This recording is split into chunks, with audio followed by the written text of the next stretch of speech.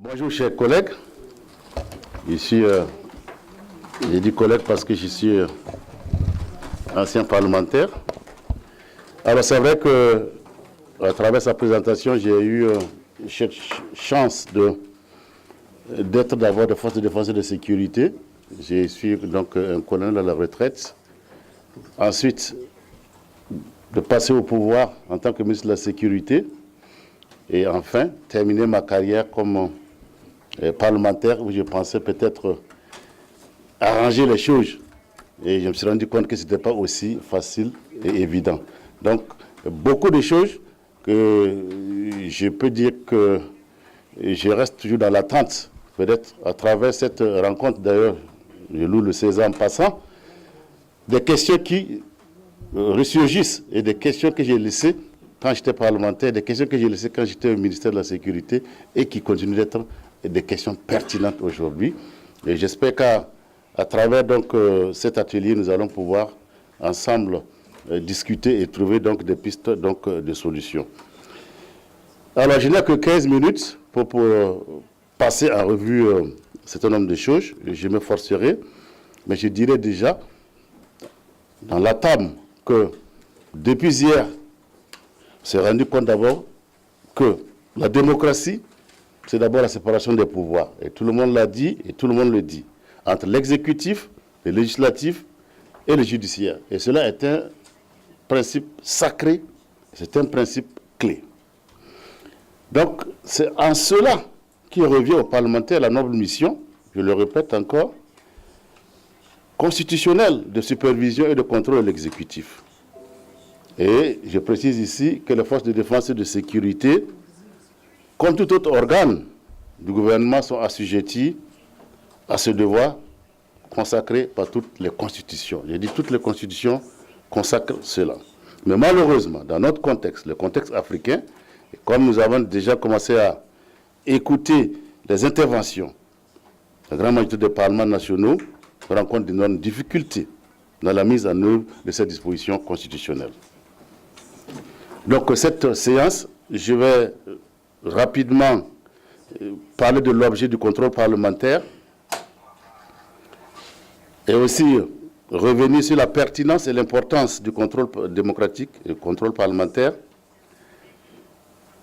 faire un aperçu sur le mécanisme de contrôle et de supervision, ce sera très rapide, et aussi revenir sur les principaux obstacles qui ont déjà été cités et abordés par le professeur Ndiaye hier, et ensuite peut-être partager quelques idées pratiques de comment est-ce qu'il faut donc accomplir cette mission.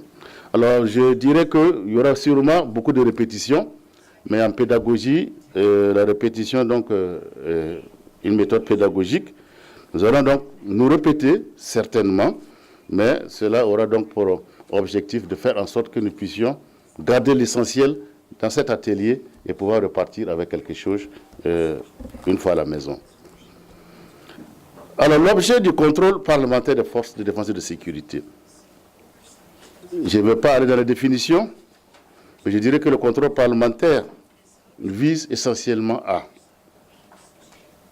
promouvoir et à soutenir les principes de la bonne gouvernance. Bonne gouvernance. La prééminence de l'État de droit. Le respect des cadres légaux, y compris et surtout les droits de l'homme. C'est ainsi même que l'Union africaine, dans son document intitulé Cadre d'orientation de la réforme du secteur de la sécurité, nous dit, et nous recommande d'ailleurs aux États membres de l'Union africaine d'encourager et de soutenir leur assemblée législative à superviser le travail du secteur de la sécurité en tenant l'exécutif responsable et comptable des mandats, des rôles et des missions du secteur de la sécurité. Et elle ajoute, par ailleurs, le corps législatif doit prendre l'initiative des lois, approuver les législations, les statuts et les dispositions réglementaires régissant chaque institution du secteur de la sécurité et devront en outre créer et donner mandat aux commissions spécialisées pour exercer l'autorité de supervision au nom de l'Assemblée et lui faire des rapports périodiques.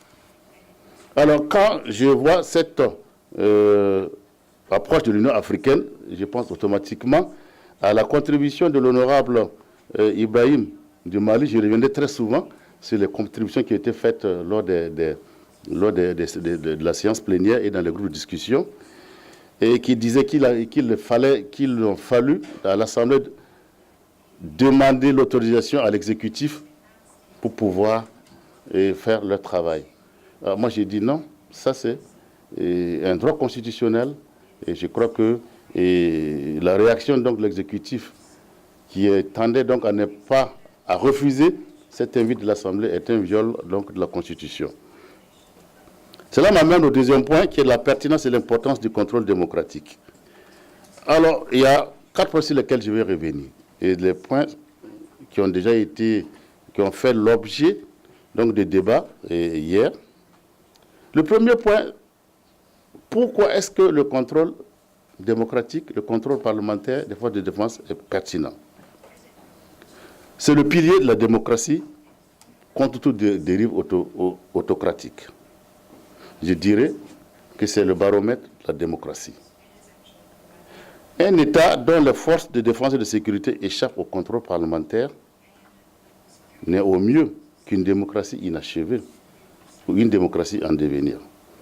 Cependant, le contrôle parlementaire des forces de défense et de sécurité doit être au cœur de la séparation et du partage des pouvoirs. Et comme je l'ai dit, cela devait servir de baromètre de la démocratie, de l'enracinement de la démocratie dans nos pays. Et je dirais même que dans le contexte africain, plus le contrôle démocratique des forces de défense et de sécurité est effectif, plus la démocratie est enracinée.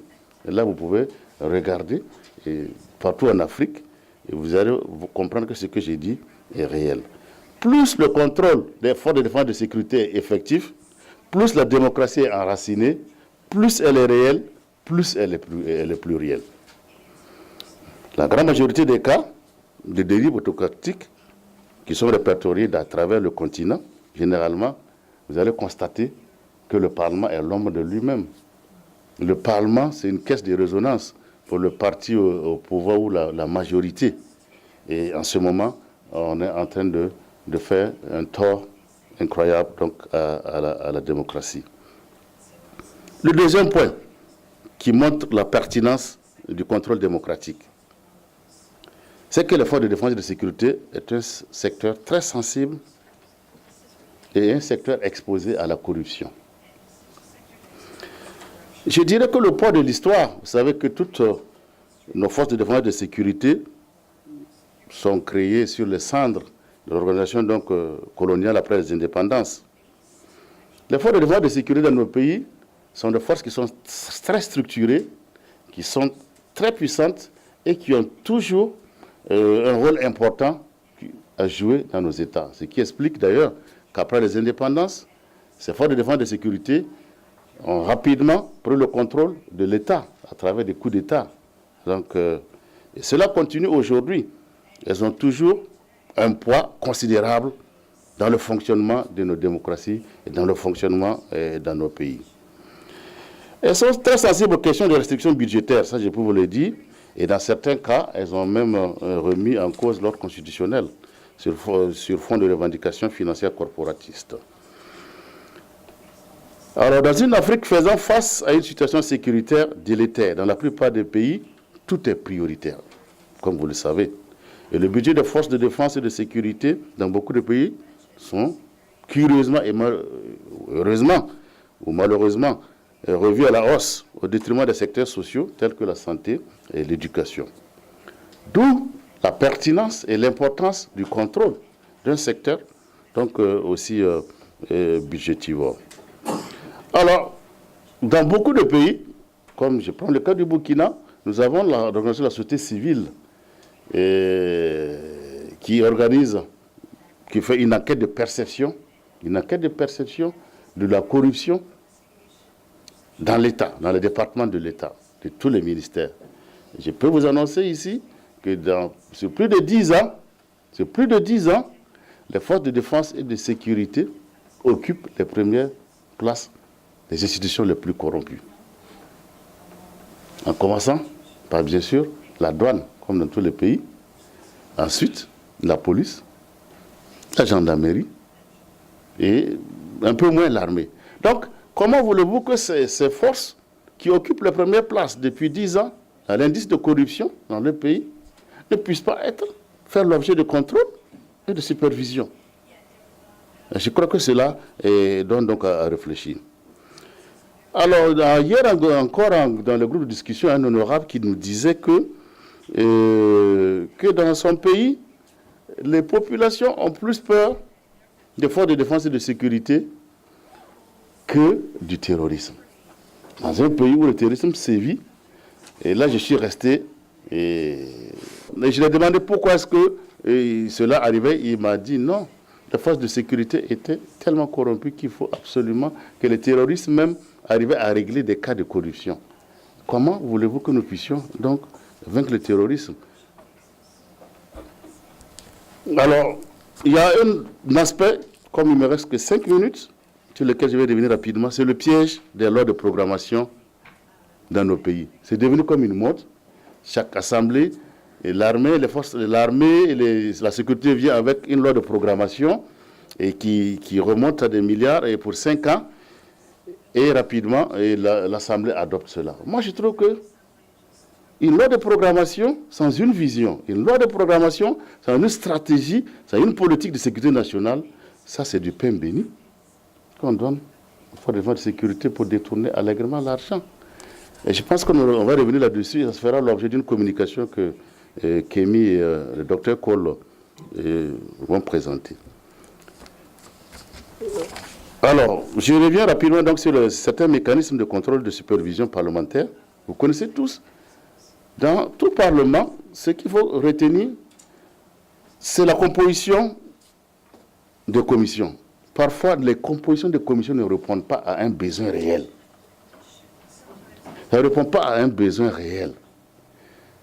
À l'image même de l'équipe gouvernementale, vous avez des ministères qui sont taillés parfois pour des raisons politiques et qui ne répondent pas à un besoin réel. Quand vous prenez la commission défense de la sécurité d'une manière générale, la sécurité est tellement transversale qu'il faut faire beaucoup attention à la composition des commissions, donc à l'Assemblée. Je vois des aspects tellement importants de la sécurité nationale qui sont occultés ou qui sont oubliés parce que simplement la composition des commissions ne prend pas en compte ces aspects. Je prends tout bêtement la commission, le renseignement. Le renseignement, dans beaucoup de pays, là j'étais à l'Assemblée, n'a jamais été auditionné, n'a jamais été écouté parce que simplement n'arrive pas à loger ça dans la commission défense et sécurité. Donc il faudrait qu'on réfléchisse beaucoup à cela. Il y a des aspects des affaires étrangères, les accords. Aujourd'hui, c'est vrai sous le nom du terrorisme, il y a des accords, il y a beaucoup de choses qui font que nous ne pouvons pas tellement épuiser ce sujet. Je vais aller très vite pour insister sur un autre aspect, c'est les visites terrain. Les visites terrain, pour moi, c'est absolument important. Quand j'étais parlementaire à la CEDEAO, je ne comprenais pas pourquoi il y avait tellement de coups d'État en Guinée-Bissau. En Guinée-Bissau, je donne le nom du pays parce que ce n'est pas un secret. C'est difficile pour qu'un président démocratiquement élu reste jusqu'à la fin de son mandat. Et on a décidé de faire une mission parlementaire là-bas. Et quand nous sommes arrivés, on a vu l'état des casernes. On a vu l'état des militaires, leur logement. Je vous dis que ça donne à réfléchir. Vous comprenez pourquoi ces gens, chaque fois, interviennent dans le politique pour pouvoir imposer donc, certaines choses. Donc je voudrais dire que, en conclusion, il y a tellement de choses à dire, les conditions qu'il faut pour que nous puissions avoir un bon contrôle parlementaire. Moi, je dis d'abord qu'il faut des institutions fortes. C'est revenu hier plusieurs fois, des institutions très fortes qui puissent canaliser donc, notre action, des pouvoirs constitutionnels légaux et clairement définis, des usages et des bonnes pratiques, des ressources et un savoir-faire. Il faut savoir aussi ce que nous voulons.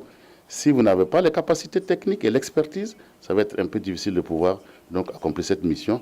Et enfin, une volonté politique. Mais cette volonté politique, j'avoue que ça peut faire l'objet de débats parce que personne ne va s'asseoir sur une chaise et en même temps scier la chaise. Donc sur ce, j'ai épuisé mes 15 minutes et je vous remercie et j'attends donc les questions et les débats pour que nous puissions faire.